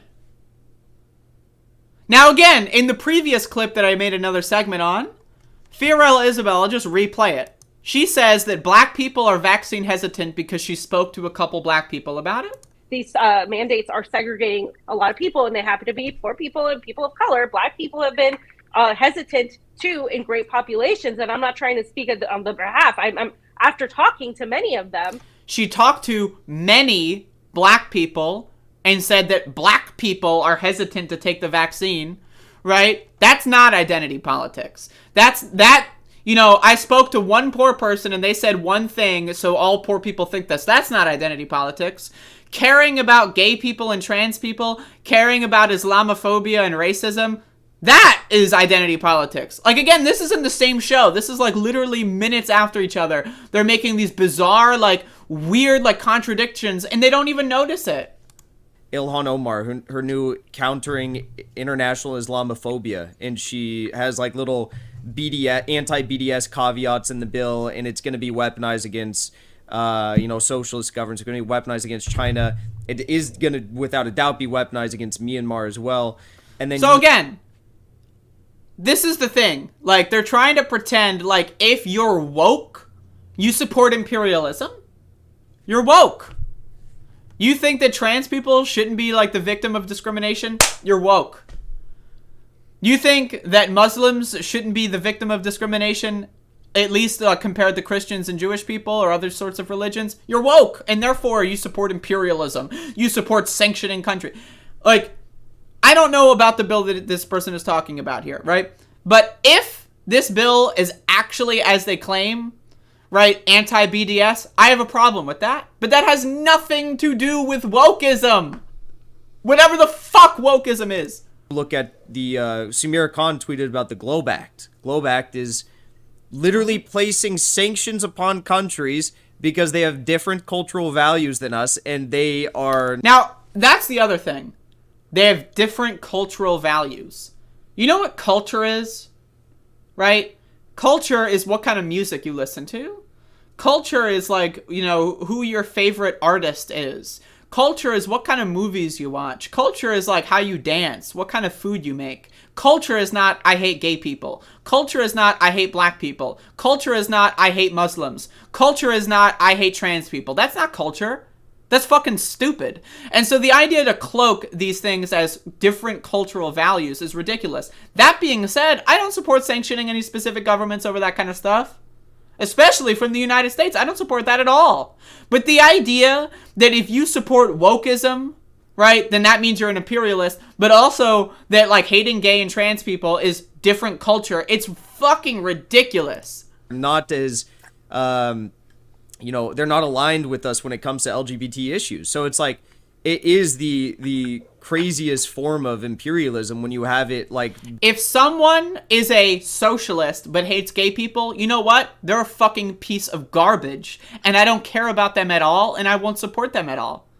I'm just letting you know how I feel, right? If you recognize, right, that there is class warfare going on, and you are also going to spend your time engaging in that very same class warfare against people that are of a lower class than you, then you're a fucking idiot. It's the same mentality of the temporarily embarrassed millionaires and billionaires in this country that simp for Elon Musk because maybe one day they'll be rich. So they want Elon to not pay any taxes because one day there'll be a $50 billion rich person and then they don't want to pay taxes, right? If you are poor and you hate gay people that are also poor because they're gay, you're a fucking piece of garbage. You're engaging in the same thing that you're advocating against on one hand, okay? You cannot be a socialist and be disagreeing with gay and trans issues, whatever the fuck that means. It is impossible. It is incongruent with socialism. Socialism and communism are intersectional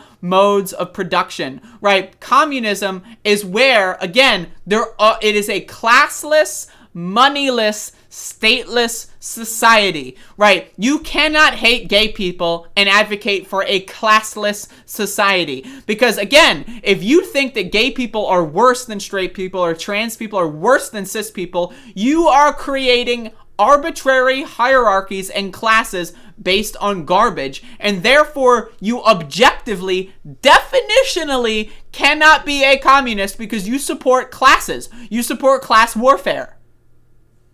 It's that simple. Being all cast under like the brand of like wokeism, you know, it's insane. But I would love to know what wokeism means. But then also we had Socialist MMA on the show as well, and they talked about very similar things in regards to the boutique left and the managerial progressive class, whatever the fuck that means. Now again, this is another thing that's bizarre. Anyone that supports wokeism, oh, you're trans? PMC, boutique leftist. Oh, you have a gay cousin and you don't think that gay people should, you know, be discriminated against? You think that gay people should be married? Well, obviously you support AOC. You're a woke person. You're woke. You believe in wokeism. So if you believe that trans people deserve not to be basically discriminated against, or gay people don't deserve to be discriminated against, or Muslims don't deserve to be discriminated against, you support imperialism, and also you're a squad defender. The squad supports imperialism, and then also bread tubers. Let's keep going. It's a conversation because a year after Forced to Vote, there's a lot to talk about, like the state of the United States left, the United States progressive movement, and at Revolutionary Blackout Network. My main goal is to point out intellectual inconsistencies, right? So, intellectual inconsistency. Now again, Jackson Hinkle has said that you can hate gay people and trans people, but as long as you're a socialist and care about the class issues. Again, communism is a state of society where there is no class, no money, and no state. That is communism, right? If you are discriminatory against people based on religion or based on sex or gender or anything else or race, you are creating classes, and therefore you cannot have a communist society where trans people are discriminated against. You cannot have a communist society where there's racism. It's impossible. It is intellectually dishonest to advocate for a classless society where you have classes. That you cannot do that. Right, with people. I do it with the liberal class, Joe Biden. That's my favorite target. Mm-hmm. I call out Republicans for their intellectual inconsistencies, but the people who probably been the most intellectually inconsistent and dishonest this year, and it doesn't give me any joy to say it, has been the boutique left, managerial progressive class, right? But we get into what is the boutique left? Now, is Jackson Hinkle a member of the boutique left?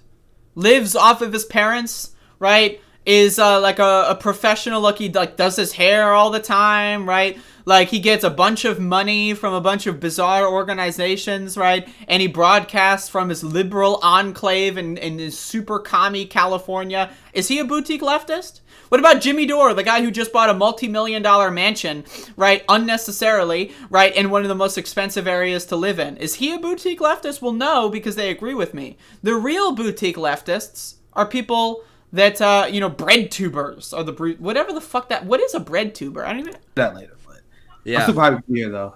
No, I fully agree. And that's what, I mean, like, people, like the bread tubers I just mentioned, like, you're a Vosh slayer. We're of the same cloth, I don't know what that means, a Vosh slayer. I assume that means that Jackson is claiming that he beat Vaush in a debate or something.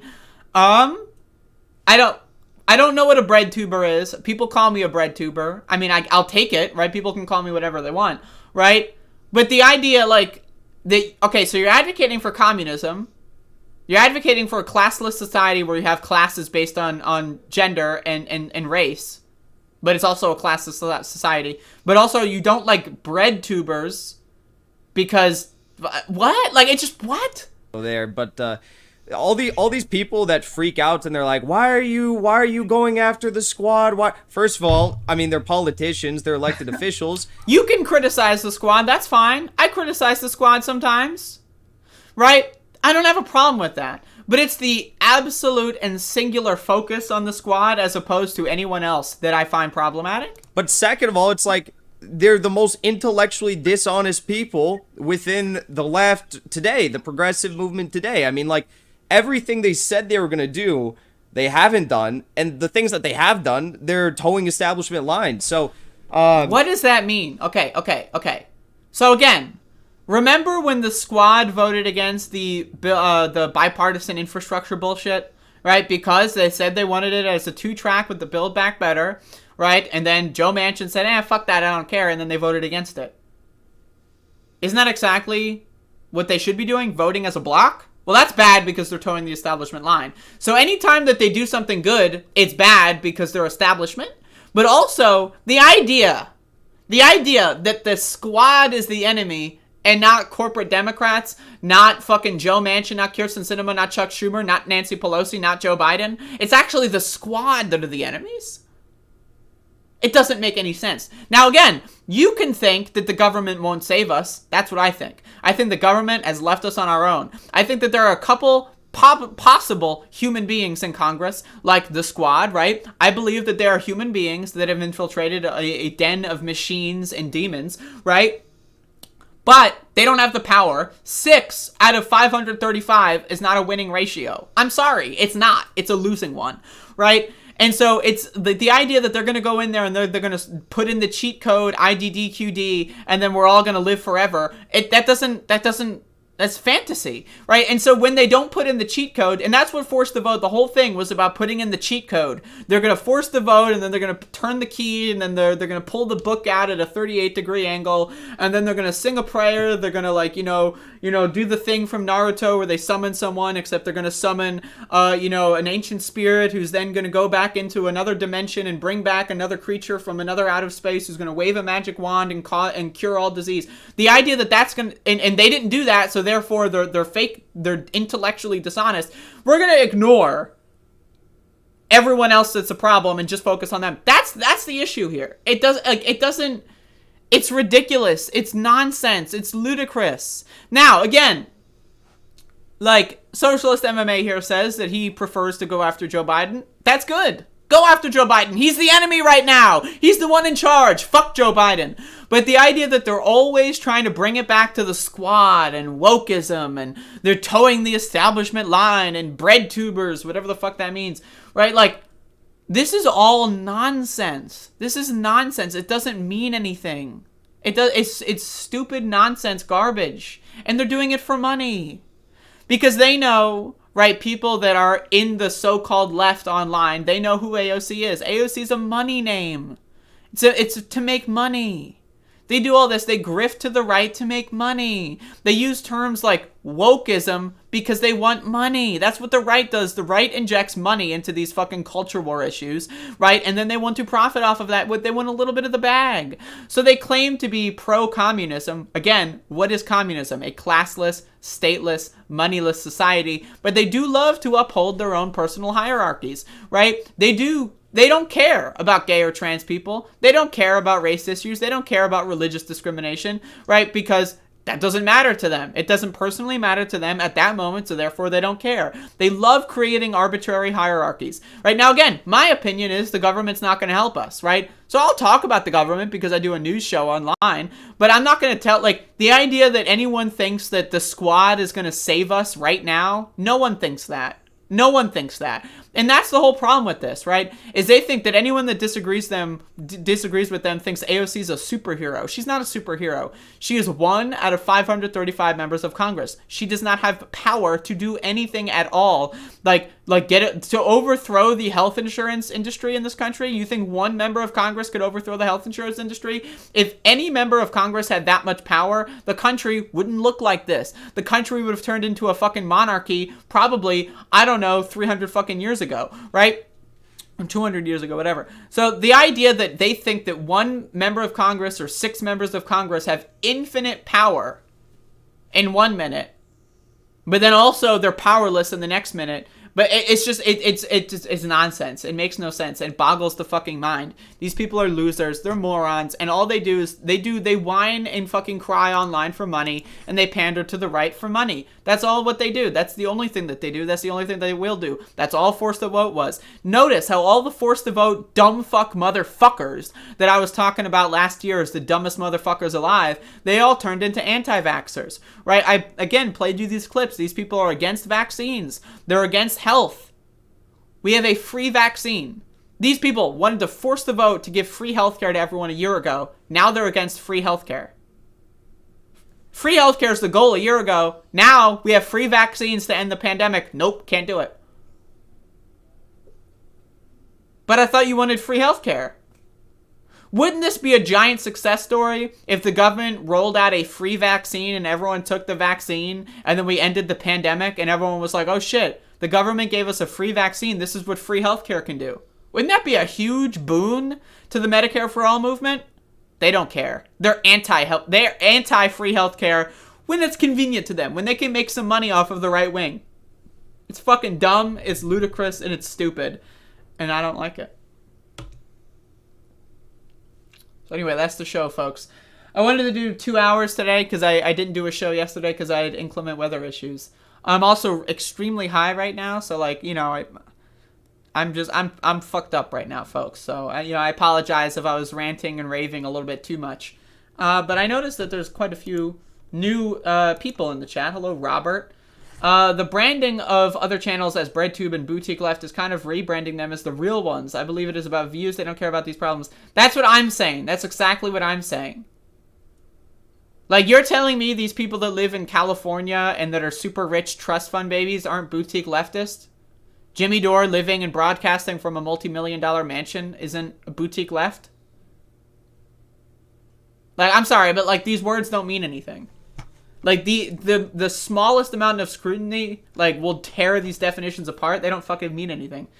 Also, hello O_O_O_O. Wait, O_O_O_O. Okay. Hello. I noticed that you're a new person. Yo, I am high as a motherfucker.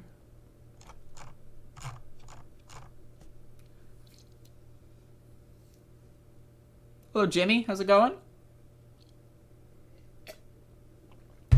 Thanks for making my sick days so much better. Anytime.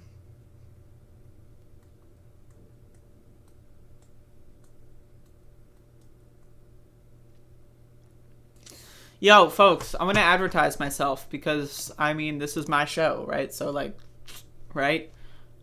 Yesterday, so, again, folks, I started a new series on my channel. I call it A Doom a Day. So, for those of you that don't know, if you're new here, I used to be...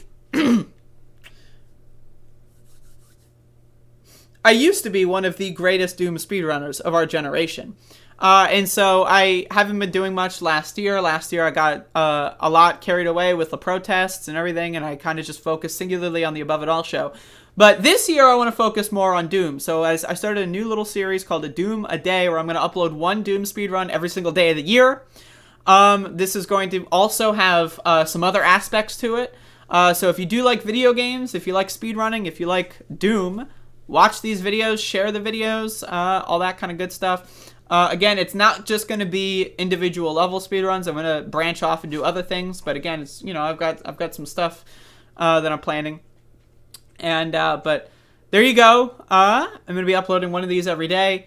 And watch them, share them, and enjoy, because I'm a gamer, and I think you should be a gamer, because games are good, and we should be entertaining ourselves a little bit. So, bada boom. Now I'm bad at it, and I should feel bad. That's true. That is very true. What is my tincture recipe? I will maybe share that at a later date.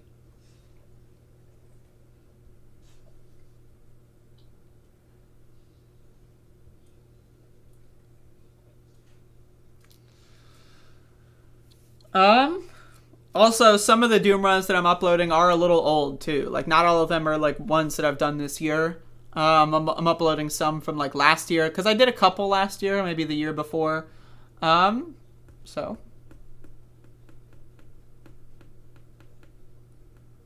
Can I play newer games? Can I play newer games? Yes. Yes, I can play newer games. That is true. Will I play newer games? Also yes, but just hold the phone. Hold the phone. I'm promising by March I will have a lot more variety on the channel again, but I want to redo the cooking show as well. Cooking with the Bitch is going to make a return around March. And so, you know, but just give me a couple more months to iron things out, and then there you go. Fancy Necrosi. Andrea, you are beautiful. That's true. Many people are saying. That's so true. Yeah, Doom Eternal sucks. Doom 4 sucks. Doom 5 sucks. The only Dooms I like are 1, 2, and 3.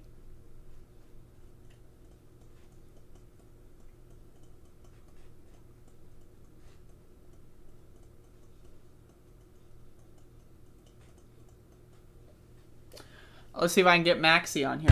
Max! Max! Max! Let's see if I can get him on here. Maxie! It's right behind me, folks. Max! He's coming. Maxie! Maxie! Max!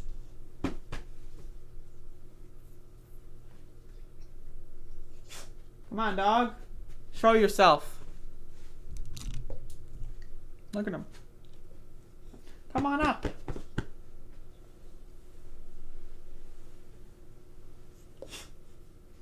This is Max the dog, folks. Look at this. You're thinking of Quake 1? Fancy Necrosi? Now this is a hound. This is a hound, folks. This is a goddamn hound.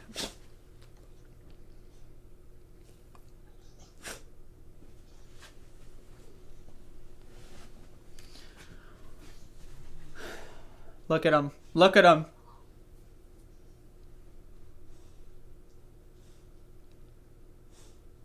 It's crazy. That's crazy. All right, folks, that's my show. I hope you enjoyed. Share the show. Also, consider giving me money. I mean, like, I'm a boutique. I gotta be a boutique leftist somehow. It's a new year, which means we're aiming for a higher tax bracket, folks. Let's see if I can make it to the second tax bracket. So if you want to help me out with that goal, you can. And you can give me money on PayPal, Cash App, or Patreon. January 6th, again, I'm going to be uploading my full coverage of January 6th, the live coverage I did that was removed by YouTube. That's going to be uploaded in full somewhere. I haven't done it yet. I'm procrastinating, but it's going to happen. And if you want access to it, I recommend subscribing on Patreon.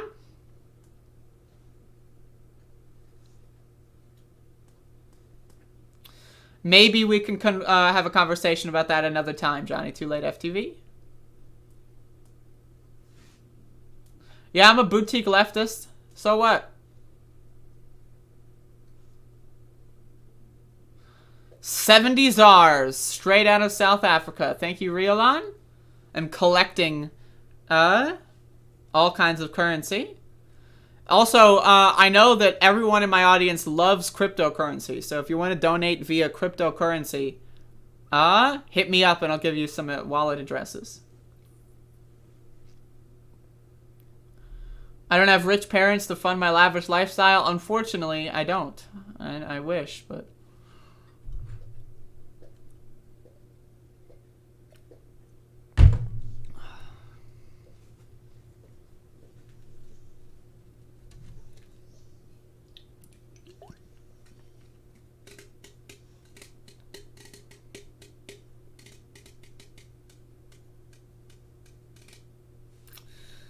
All right. That's it. I think that's it. I'm pretty sure. Wait. Let me verify. Yep. Folks, I just confirmed it. That's it. All right. So thank you all for watching.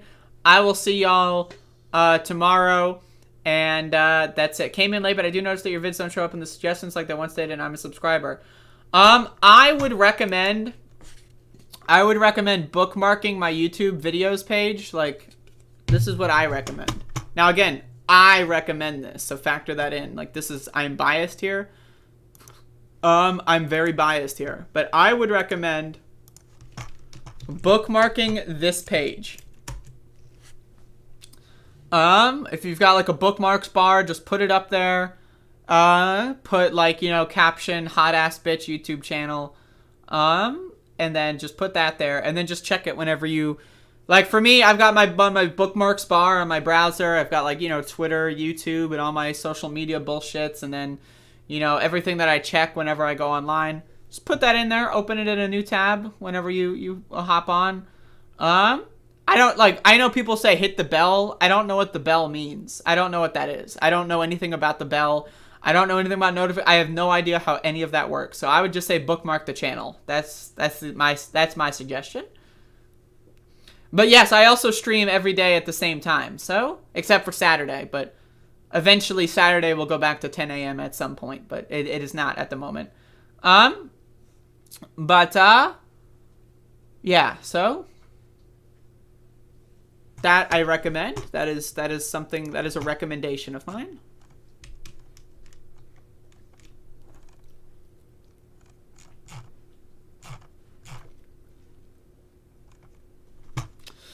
All right, folks, that's it.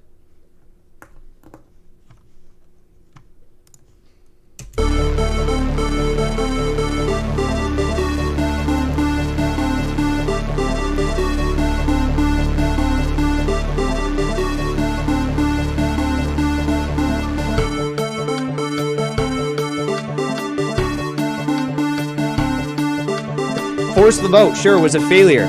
Force the vote, sure, was a failure. Force the vote, sure, was a failure. Force the vote, sure, was a failure. Force the vote, sure, was a failure. Honestly, Sam, if I could just get this sentence out.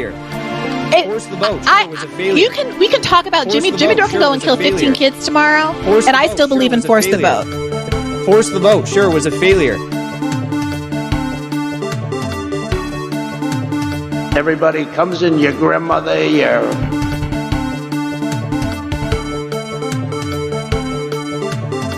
They're coming all over the place. They're coming all over the place. They're coming all over the place. And he's like this, and we will. They're coming all over the place. They're coming all over the place. They're coming all over the place. They're coming all over the place. They're coming all over the place. They're coming all over the place. They're coming all over the place. They're coming all over the place. They're coming all over the place. They're coming all over the place. They're coming all over the place. They're coming all over the place.